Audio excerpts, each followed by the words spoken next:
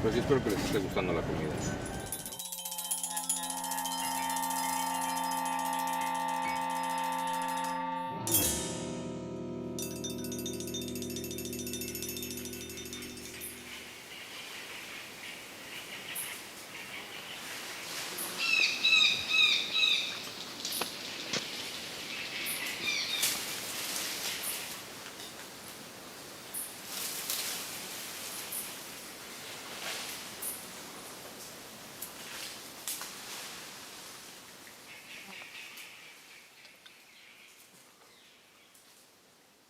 Desde este espacio, desde la pirámide número 2 de Calakmul, hay una concreción física de lo que es el poder de los mayas. No hay nada en el entorno que no haya sido edificado por los señores de Calakmul. Enfrente está la pirámide número 1 y todo el entorno es dominado por ellos. Si acaso en este amplísimo horizonte hay la huella de una presencia, esa es de los señores de Calakmul.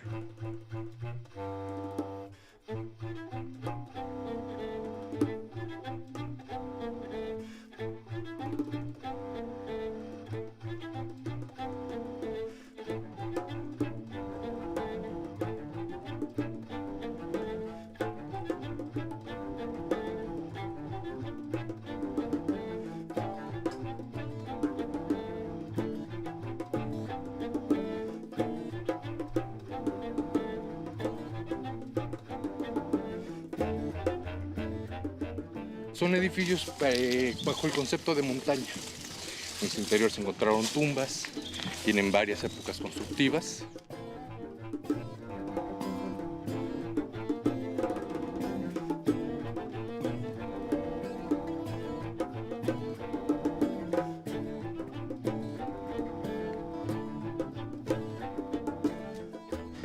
¿Qué extensión tiene el túnel este aproximadamente? 16 metros. 16 metros.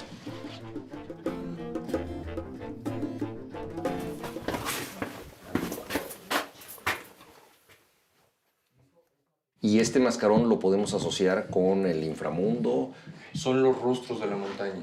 Son la personificación de las diferentes fuerzas de la naturaleza que las modelan y que las representan. Por lo tanto, hay diferentes aspectos. No solamente la lluvia la lluvia es buena para la cosecha, puede ser destructora como un huracán o tener varias variantes, varias vertientes, dependiendo la situación en que se presente o el reto que le presente a su sociedad. En este caso, los mascarones vendrían siendo esta personificación de la montaña. Tradicionalmente siempre se ha planteado que la cultura maya tenía toda una cuestión muy vertical. El nivel celeste, la tierra y el inframundo, todo unido por la ceiba y por diferentes variantes de este matiz. Y aparentemente la cultura maya, a partir de toda la información que se ha recabado, que ha brindado tanto Calakmul como la estructura 2, no sustenta mucho eso. Lo que importaba en este sentido no era que estuviera arriba o abajo, sino que está adentro de la montaña y lo que está afuera.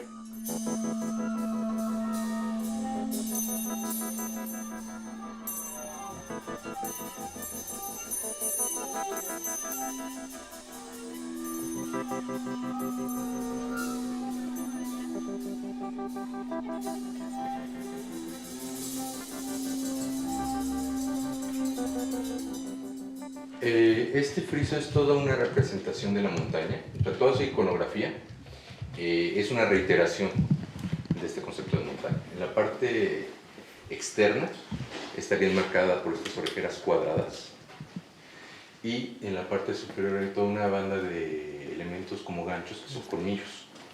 Representaría una boca abierta, la boca de la tierra.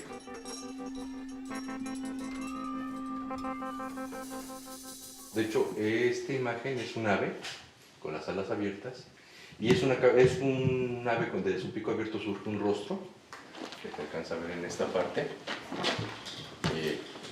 y emerge del pico. Pero no es un ave en sí, son diferentes elementos de la fauna que los sincretizan los mayas y materializan este tipo de concepciones. Son aves que tienen cuerpo de cabeza de serpiente esquematizada, tienen colmillos como jaguar, en fin, sincretizan diferentes partes de animales y los unen en este tipo de conceptos.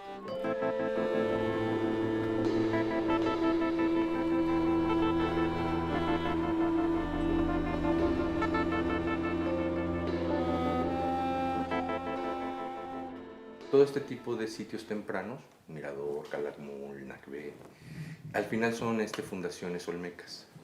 Para este momento la tecnología del estuco, el mismo diseño iconográfico, todo lo que implica o todo lo que está detrás de este discurso ideológico es un discurso ya maduro, es un discurso ya muy bien establecido que se expresa.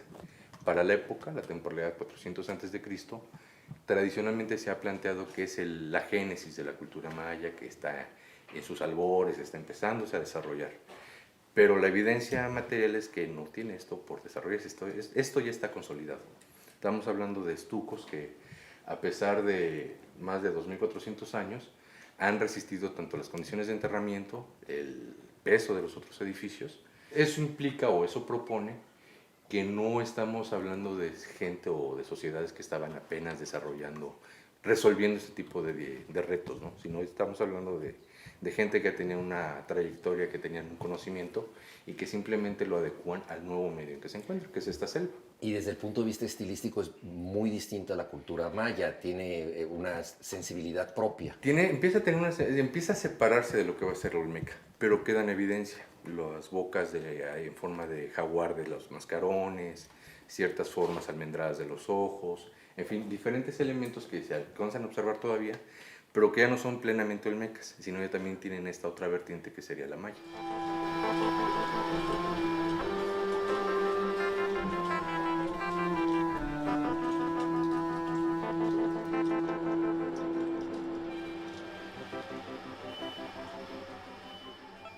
Y bueno, el último plano es un personaje que está en una posición que en la literatura arqueológica se llama nadadores. Este es un ser recostado, se ven las manos, el rostro está aquí enfrente con el cabello echado al frente y las piernas están cruzadas.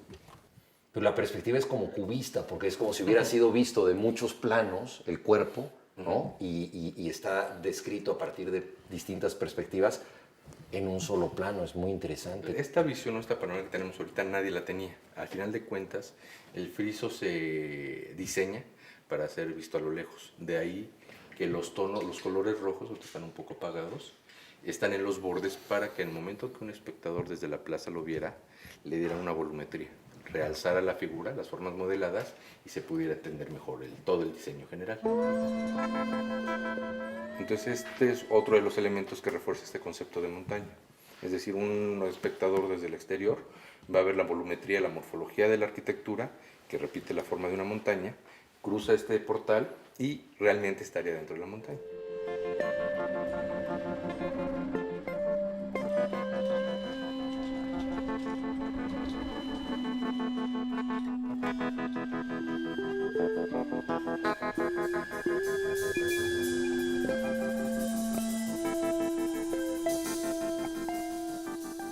Calakmul quiere decir dos montes adyacentes. En una meseta bastante plana, en las tierras bajas de los mayas, se elevaron dos edificios para recordar las montañas de los ancestros, el sitio del origen, el sitio que preserva la memoria.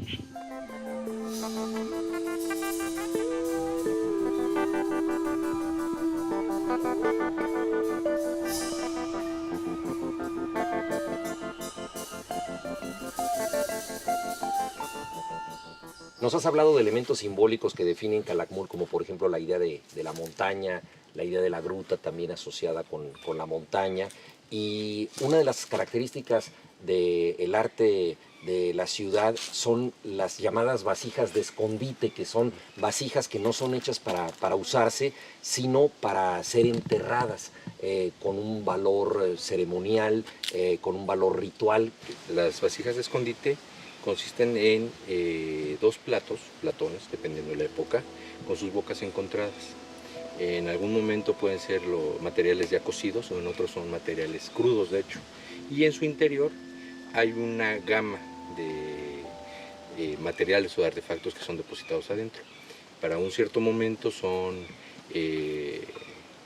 cabezas humanas bañadas en cinabrio, en otros momentos se convierten en elementos de tipo marino, algas, esponjas, con restos de jade o de otros elementos que integran la ofrenda que está depositada.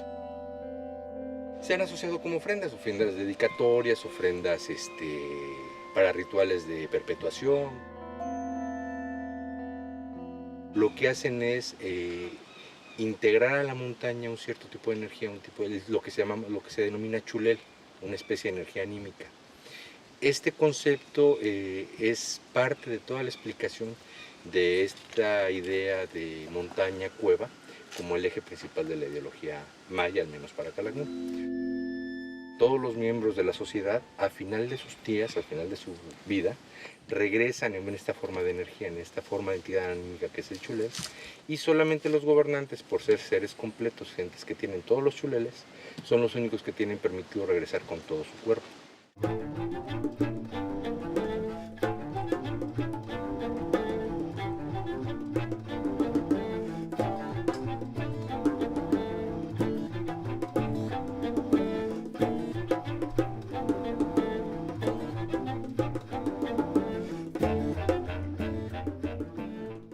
En este edificio, en la pirámide número 2 de Calakmul, se encontró la tumba de Garra de Jaguar, uno de los señores de la ciudad. Fue identificado por un plato en donde hay el glifo de una garra de jaguar y también está el símbolo del fuego. Podría ser interpretado esto como un zarpazo ardiente, el zarpazo de un jaguar en pos del fuego. El jaguar se asocia directamente con el fuego. ¿Y qué es la arqueología sino una manera de rascar, de dar zarpazos en el tiempo en busca del fuego, que es la belleza oculta de los edificios y los legados del pasado?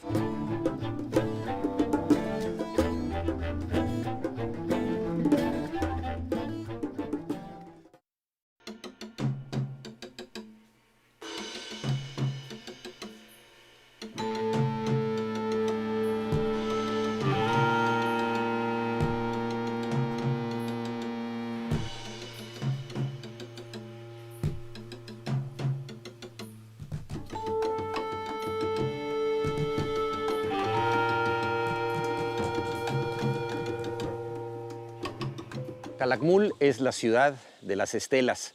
Hay 120 y por momentos integran un auténtico bosque de piedra.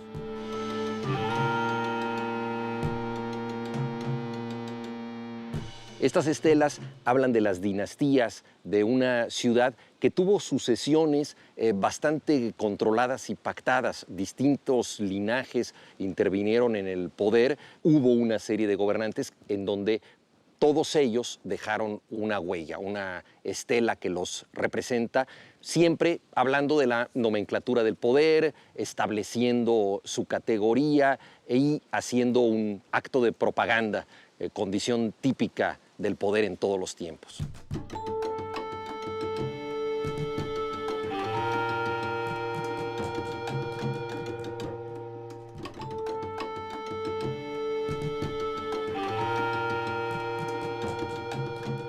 La mayoría de las estelas fueron levantadas aproximadamente entre los años 550, 600 hasta el 850 más o menos, en toda el área maya en general. Como Calakmul tiene una profundidad histórica muy larga, tenemos estelas desde el 435 después de Cristo. Entonces, las estelas, como son unos monumentos para legitimizar a los gobernantes, todo este lapso histórico que transcurre fue representado, fue conmemorado por medio de estos edificios, de estos elementos arquitectónicos. Y bueno, eso ha hecho que tengamos tal variedad, tanta cantidad de estelas.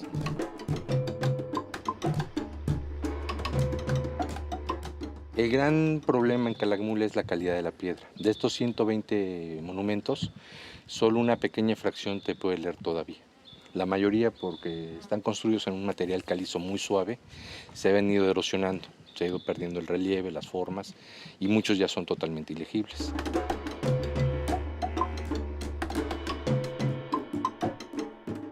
Para entender la transmisión del poder y la sucesión en el mundo maya, las estelas son muy importantes. Por ejemplo, algunas ciudades mayas las asociamos mucho con algún gran gobernante, ¿no? Pacal II, en el caso de Palenque, Chanmuán en Bonampak, Escudo Jaguar y Pájaro Jaguar en Yaxchilán. Y aquí hay 16 gobernantes, por lo menos, y las estelas nos estarían hablando entonces de esta muy rica sucesión en el tiempo de distintos gobernantes. Sí, así es. Básicamente la mayoría, el grueso de las estelas fueron erigidas en un periodo de 3 gobernantes, de Yucom Chen, conocido como el Grande, Garra de Jaguar o Yichaccac, Yucom Yichaccac, y su sucesor de él, Yucom Toccahuil. Estos 3 gobernantes más o menos abarcaron del año 620, 630 hasta el 720 más o menos. Sí, y en Yucón el Grande estuvo como 50 años. Como casi 60 años. 60 años en el poder. Sí, fue uno de los también de los periodos más largos de un gobernante, ¿no? Más o menos como Pacal, que también tuvo un gobierno muy extenso. En el caso de Calakmul no solamente son estos 3, tenemos evidencia de Serpiente Enrollada, de Kujish, gobernantes que estuvieron más o menos entre los siglos V y VI, que dejaron una evidencia o que son mencionados en los monumentos posteriores como referentes de ellos, como sus ancestros para legitimizar a los que en otro tiempo, tiempos contemporáneos de Pacal, estuvieron en el poder.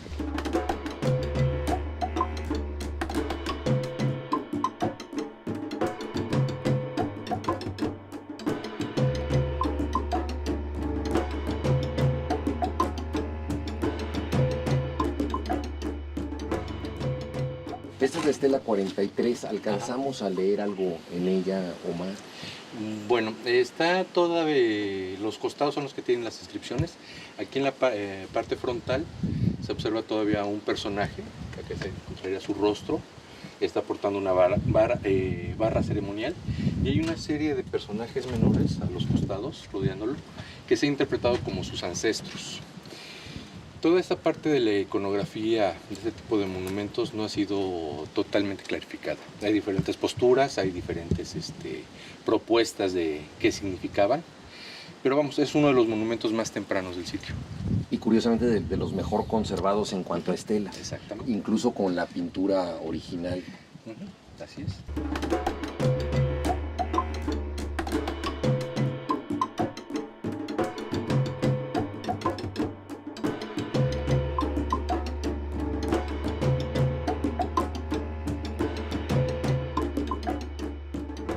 En estas estelas hay un elemento que es típico aquí en Calakmul, que son las famosas estelas pareadas.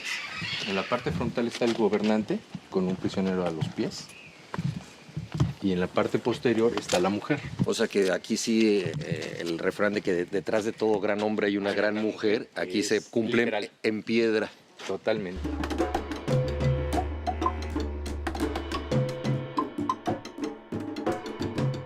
En el año 909 de nuestra era, los mayas labraron sus últimas estelas. En Toniná hay una que proviene de esa fecha. La otra está aquí en Calakmul. Esta es la pieza más reciente de Calakmul. Las estelas, la última estela que se erigió.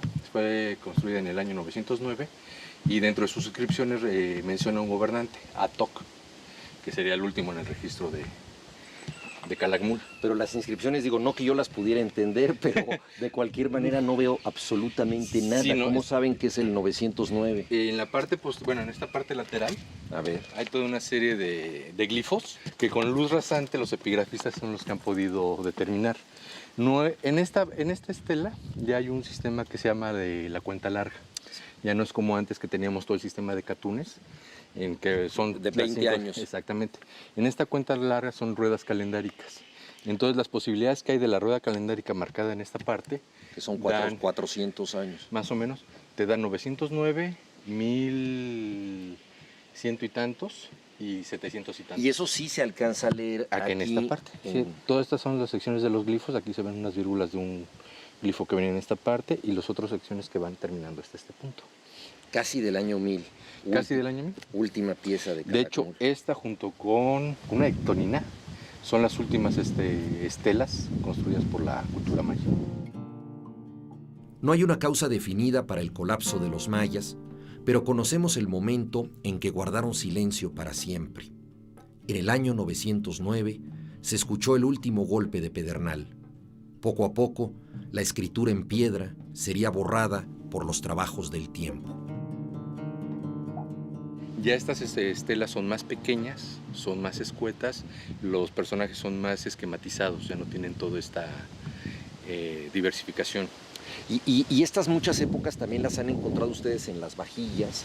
Y, por ejemplo, es la ciudad también que tiene más máscaras que se han encontrado. Exactamente. ¿No? Sí. Y cómo se explica toda esta variedad de máscaras. Ya, lo que pasa es que dentro del sistema funerario, esas máscaras representan o son representaciones del rostro del personaje, no una máscara real.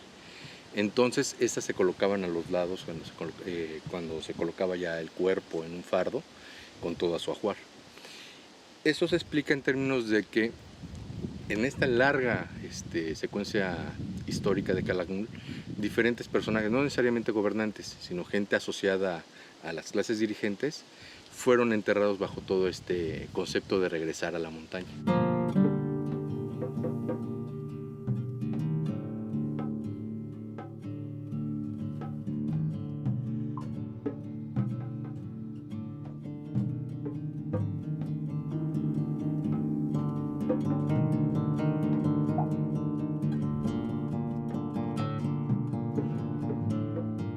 Esta es la historia de una pasión equivocada. Un árbol de matapalo, que es un árbol parasitario, abraza una estela. Probablemente aquí había un árbol y creció este matapalo alimentándose de él hasta vaciarlo por completo, en busca de otra pasión, es decir, de otro árbol, se equivocó y dio con una de las estelas de esta ciudad. Estamos ante la extraña pareja de Calakmul. Es posible que el matapalo sobreviva porque se está alimentando del alma del señor representado en esa estela. Ya no podemos saber de quién se trata, pero lo importante es que lo sabe el árbol.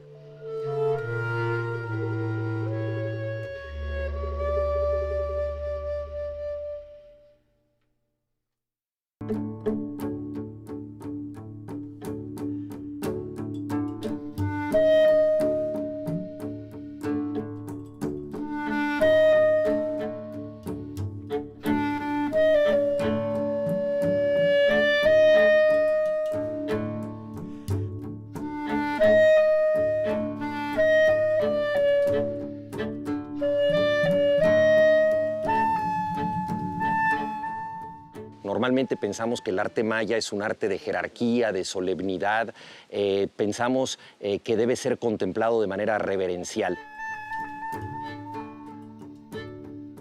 Detrás de esta puerta que parece de inspiración bancaria se encuentran algunos de los murales más reveladores del mundo maya, obras que tienen sentido del humor, ligereza, anti-solemnidad. También los mayas se reían y gozaban de la vida. ¿Es de acceso muy restringido esto? Sí. Pero todavía no está abierto al público. no está abierto al público.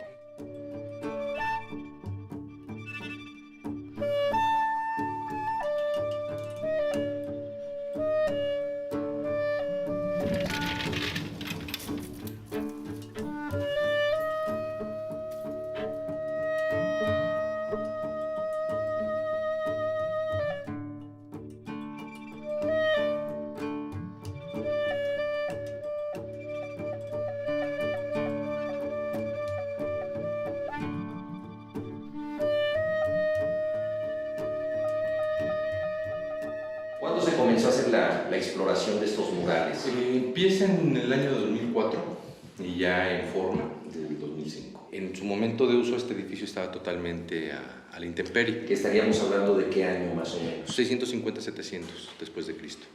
Y bueno, obviamente el propósito de este edificio era legitimizar y dar constancia de una celebración una festividad o una conmemoración muy importante que quedó plasmada en sus muros. Estos murales narran escenas cotidianas en las que se bebe un líquido codiciable. Si a la intemperie hay 40 grados de calor, aquí la temperatura se acerca a los 50 grados. Da envidia ver a la gente de ropas ligeras y sombreros de petate que comparte ollas y vasijas refrescantes. Este sentido de la convivencia da una idea de la vida cotidiana de los mayas y de su capacidad para convertir la sed en una ceremonia. Una cosa curiosa son los sombreros. También el uso de sombreros que muchas veces no se asocian con la cultura maya del periodo clásico, y aquí están muy claros, y también este tocado de petate. Sí, no, es que esa es una de las grandes riquezas que tiene las representaciones aquí de las pinturas. O sea, nos da una variante mucho más amplia tanto de indumentaria, de textiles. Por lo regular siempre se han asociado ropas muy pesadas, muy vastas. En cambio, ropas translúcidas como que presenta el personaje femenino de acá, o los diferentes enredos de los hombres, hablan de una diversidad de colores, una diversidad de textiles y de fibras que deben haber usado. Lo mismo los tocados, algunos son hechos con elementos de palma, otros son simplemente con ciertas telas, se hace todo un enrollado en el cabello que va dando los diferentes aspectos de los tocados. La representación es fabulosa, es una representación de vida cotidiana, algo que no solemos ver en el mundo de los mayas, gente bebiendo, compartiendo comida. Hay mucha presencia de figuras femeninas también, y un trazo muy suelto, muy libre. A mí me recuerda un poco el trazo de los cómics. Tiene un enorme movimiento este mural. Esto lo podían ver todas las gentes, era un espacio privado, era un espacio público. Ya. Esta área de la ciudad, la Acrópolis Chignap, es un espacio semipúblico. Es un espacio que está, aparentemente por información que se ha recopilado, un área destinada para realizar ciertas festividades, ciertas ceremonias, que bien podían ser desde ascensos al poder o celebración de finales de periodos, es decir, finales de Catún, finales de ciertos momentos significativos dentro de la vida social de la ciudad.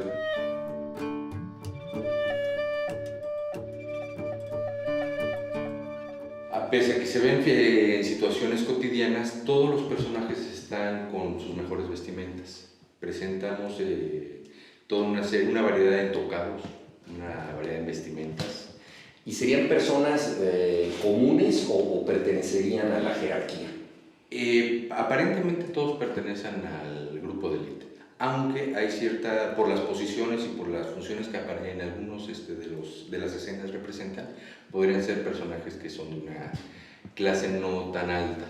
Aquí la situación o la pregunta que nos arroja este tipo de contextos es cuestionarnos qué tan intrincada era la estratificación social. En este panel, por ejemplo, el personaje principal es una mujer con un vestido transparente en color azul, bordeado con glifos, bordados en los costados de la túnica y demás, que está recibiendo una olla de una mujer que aparentemente podríamos interpretar como una sirviente. Pero la mujer presenta también decoración, adornos de ámbar, de posiblemente coral, una vestimenta muy ligera, muy de un tejido no vasto, o sea, no podríamos decir que es una clase inferior. De hecho, el mismo hecho que el personaje reciba la olla está implicando que están compartiendo una corresponsabilidad dentro de la serie, sea la que significara. Entonces, ¿qué tanto podríamos decir que es la dama principal y su sirviente que le está bajando una olla? O sea, genera este tipo de cuestiones, ¿no? Cuestionarnos qué tan estratificada era la sociedad maya, al menos para Calakmul.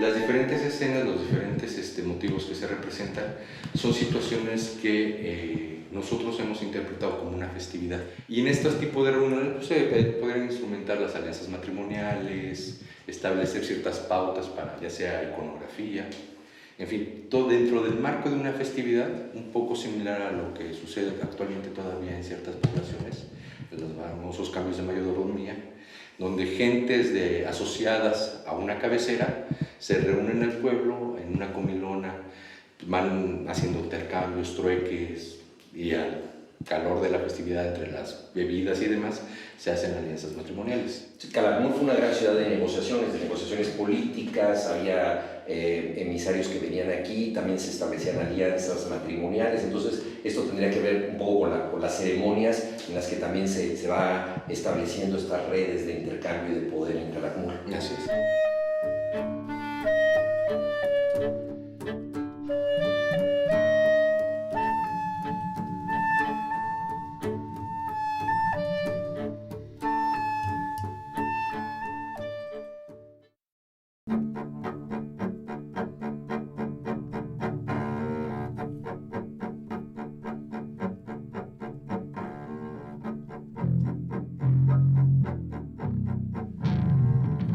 La ciudad de Calakmul es uno de los descubrimientos más tardíos de la arqueología mexicana. No fue sino hasta 1931 cuando se iniciaron exploraciones. Un empleado norteamericano de una compañía chiclera, Cyrus Lundell, fue el primero en dar noticia de la ciudad. Él trabajaba aquí en la región de Campeche.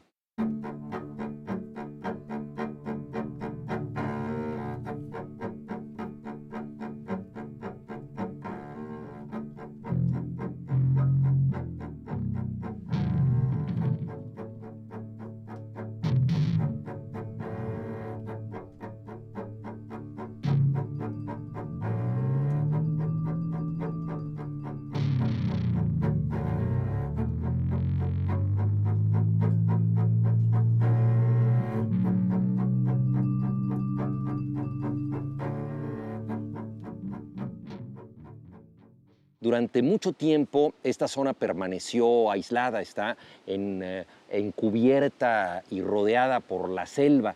Esto preservó a Calakmul y la convirtió también en el secreto mejor guardado de la arqueología mexicana.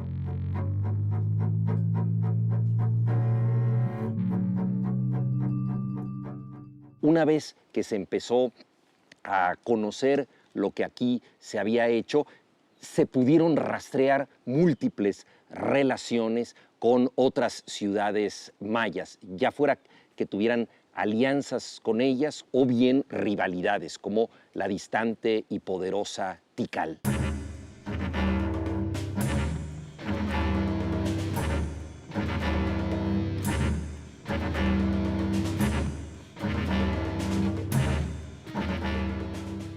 Fueron las dos grandes entidades que controlaron la política general del área maya, al menos desde los años 500, 400 después de Cristo hasta el 800.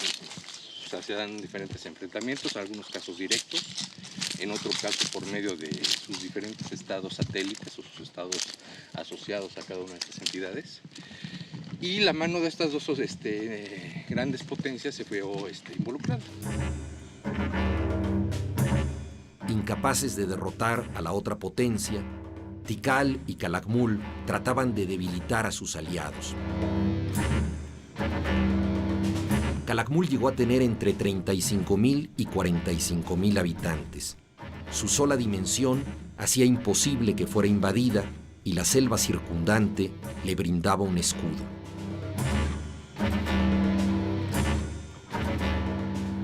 En algunos casos fueron casos de la guerra de Caracol con Tikal, en otros casos de los ataques de Tikal a Dos Pilas, que era un sitio que estaba bajo el respaldo de Calakmul.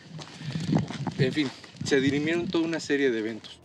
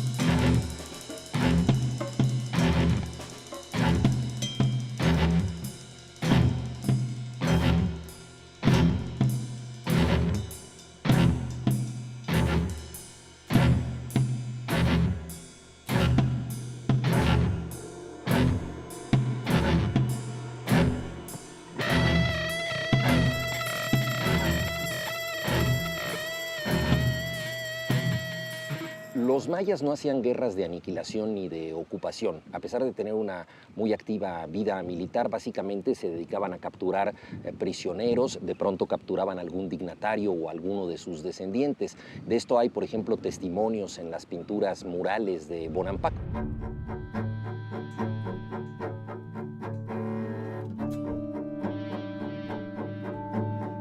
Los murales de Bonampak narran la presentación festiva de prisioneros.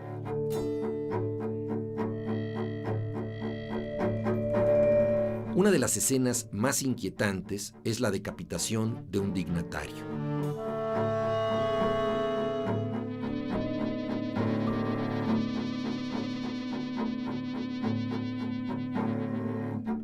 En 2010, el arqueólogo Alejandro Tobalín Ahumada encontró una tumba al pie de los murales. Curiosamente, no se trataba de un entierro suntuoso lleno de ofrendas. Era la tumba austera de un personaje decapitado. No se le honró porque se trataba de un enemigo. Es posible que la pirámide se construyera mientras la víctima estaba cautiva y que su sacrificio y su entierro fueran el último acto para dotar de valor sagrado al edificio. Esta trama, digna de una tragedia de Shakespeare, habla de una revuelta interna para llegar al poder.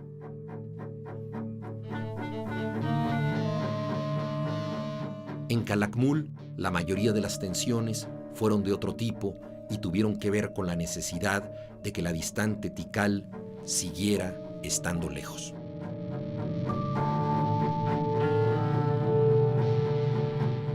Las guerras mayas no se realizaban con flechas ni otros proyectiles.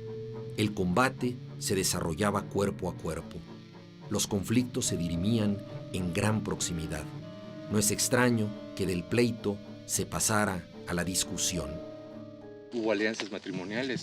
Calakmul tiene, bueno, más que Calakmul, en la corona está registrada la presencia de mujeres que provenían de la élite de Calakmul, que fueron a casarse con los gobernantes de este sitio.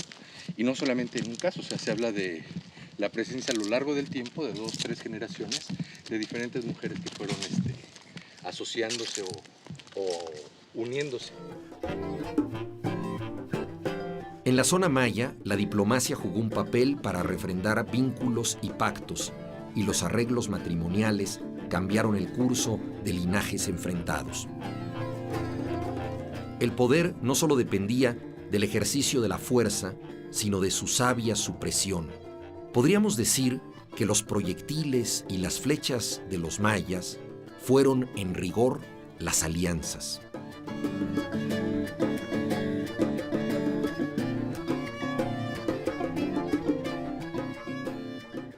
Calakmul fue una importante ciudad-estado, mantuvo alianzas muy estrechas con diversas poblaciones a través del Kuchkabal, que era una confederación de ciudades que se unían.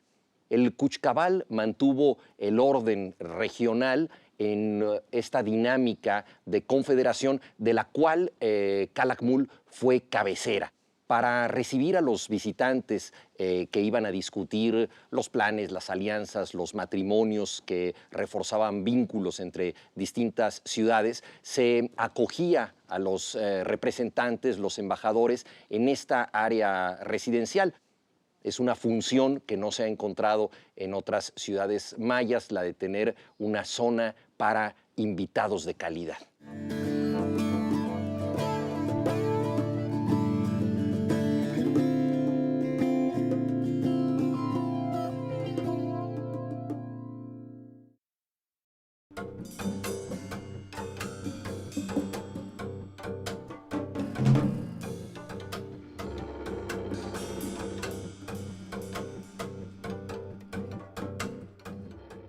Hay nuevas tecnologías, satélites a 700 kilómetros de altura, sistemas de GPS, análisis de laboratorios, cámaras que permiten hacer una arqueología no intrusiva y, sin embargo, el arqueólogo sigue dependiendo del primero de sus instrumentos, la cucharilla.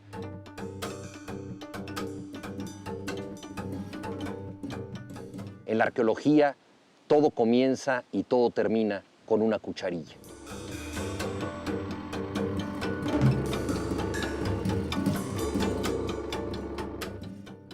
Aquí nos podemos hacer una idea muy clara de cómo se encuentran los edificios en una zona arqueológica. Es así, Omar, como ustedes primero ven totalmente cubierto de maleza, un montículo. Hay la evidencia de las estelas, evidentemente de que aquí detrás se puede encontrar algún edificio. Bueno, es todo un trabajo a profundidad. En primer punto tenemos que establecer estrategias de cómo acceder al edificio. Es decir, necesitamos contextualizar el espacio. Lo primero que se hace por lo regular son pozos estratigráficos para localizar los niveles de piso originales.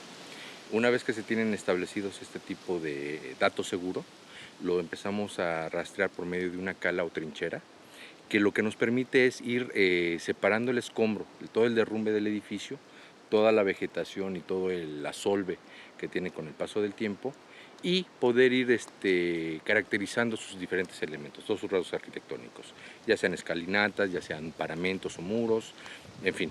Y esto a su vez nos va permitiendo ir entendiendo el proceso de transformación que sufrió, de ser un edificio vivo, un edificio en uso, cómo se fue transformando a un contexto arqueológico, a un contexto como el que ahorita podemos observar.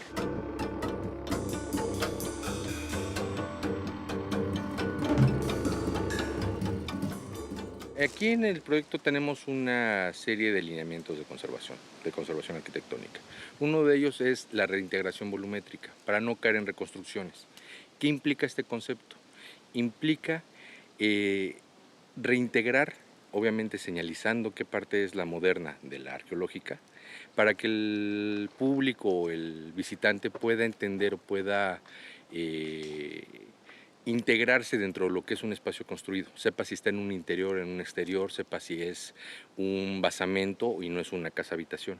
Aquí ya liberaron una escalera, ¿no? Y solamente dejaron esta parte ahora, digamos, a la vista. ¿Esto por qué? ¿Por qué han tomado esta decisión? Esta fue una decisión de tipo didáctico. ¿En qué sentido? Por lo regular, todo el mundo cuando visita las zonas arqueológicas o ve los edificios totalmente restaurados o ve montículos, montones de piedra que no tienen aparentemente ningún sentido. Este tipo de cala abierta muestra los elementos ya consolidados de la fisonomía que debe haber tenido el edificio sin afectarlo estructuralmente. Pero no es una decisión definitiva, digamos, es por el momento podemos saber lo que había aquí, ¿no? Claro. Y si los dioses del presupuesto son propicios, pues tal vez se puede en algún momento extender y descubrir todo el edificio. Exactamente. ¿A qué propósito servía este edificio? Este edificio servía, en primer lugar, como una especie de palco para enmarcar las diferentes actividades que se celebraran en la plaza. Obviamente está reforzada esta idea con las estelas que están aquí sembradas en su parte frontal y que a su vez servía como el basamento para edificios habitacionales que se encontraban en la parte superior.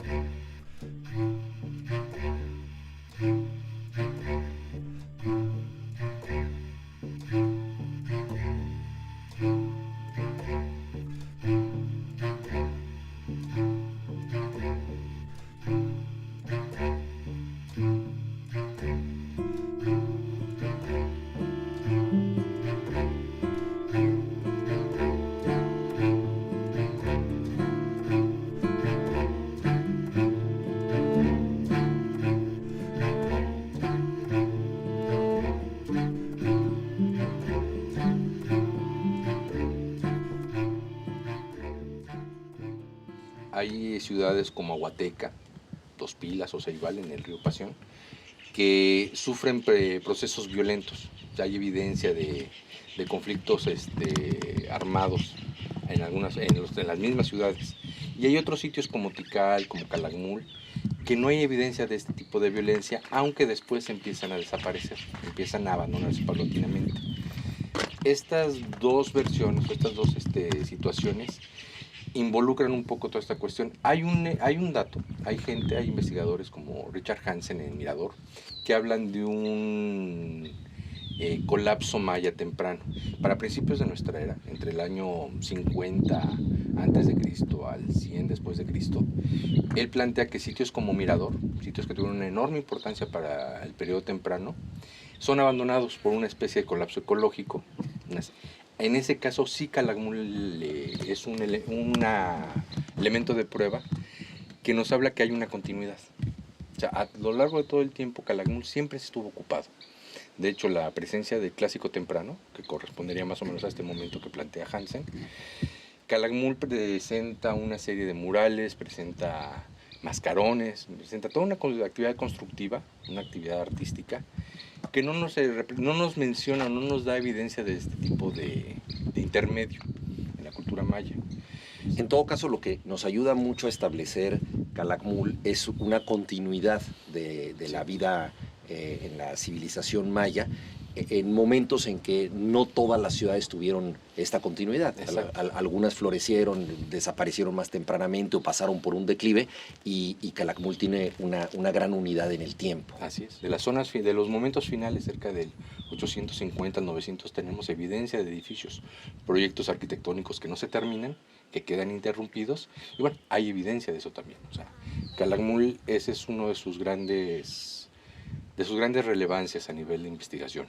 Para los investigadores es un sitio que le presenta a uno una gran cantidad de vertientes de exploración, de responder diferentes preguntas de la sociedad maya, que yo creo que casi ningún sitio puede tener. Algunos son muy tempranos, otros son muy tardíos, otros son del periodo intermedio, pero vamos, no todos tienen esta enorme Aquí tienes continuidad. La novela completa. Exactamente.